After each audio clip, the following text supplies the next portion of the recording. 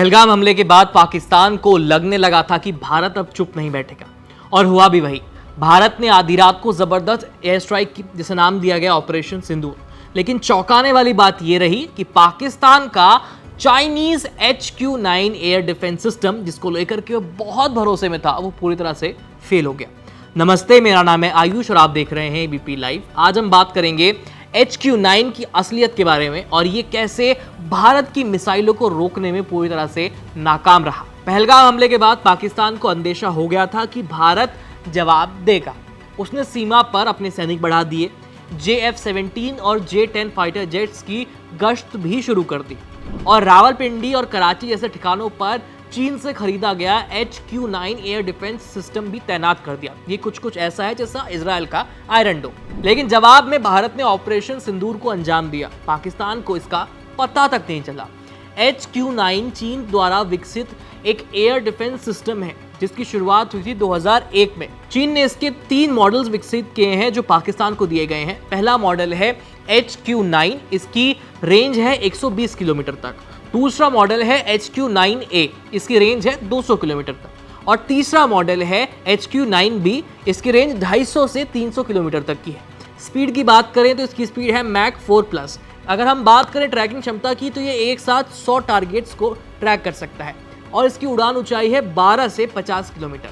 लेकिन इसकी असल कमजोरी तब सामने आई जब ये भारत की मिसाइलों को ही रोक नहीं पाया। उसको पता ही नहीं चला।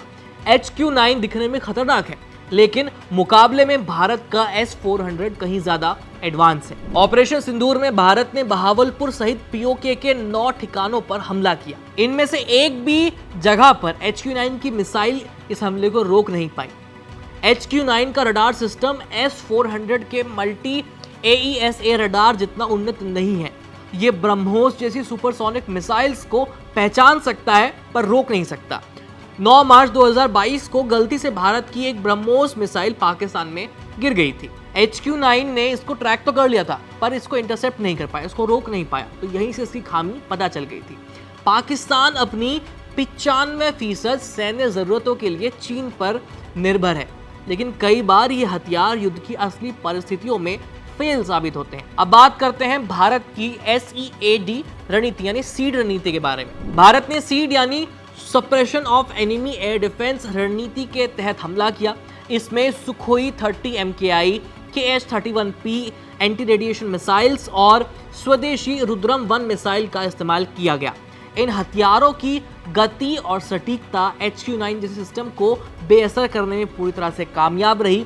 ये मिसाइलें पाकिस्तान के रडार और एयर डिफेंस सिस्टम को नष्ट करने में सक्षम है। भारत की ब्रह्मोस अस्त्र और रुद्रम जैसी मिसाइलें अत्यधिक सटीक और तेज हैं। इनकी गति और स्टेल्थ क्षमता HQ-9 जैसे सिस्टम के लिए एक चुनौती बन गए हैं। तो पाकिस्तान का HQ-9 क्यों फेल हुआ, या आप समझ ही गए होंगे। इसका जवाब साफ है कि भारत की टेक्नोलॉजी, रणनीति और सटीकता के सामने चीन का बनाया सिस्टम कमजोर पड़ गया। या यूं भी कह सकते हैं कि चीन अपने यहाँ इसको बना लेता है और टेस्ट करने के लिए पाकिस्तान को देता है, जहां वो फेल हो जाता है।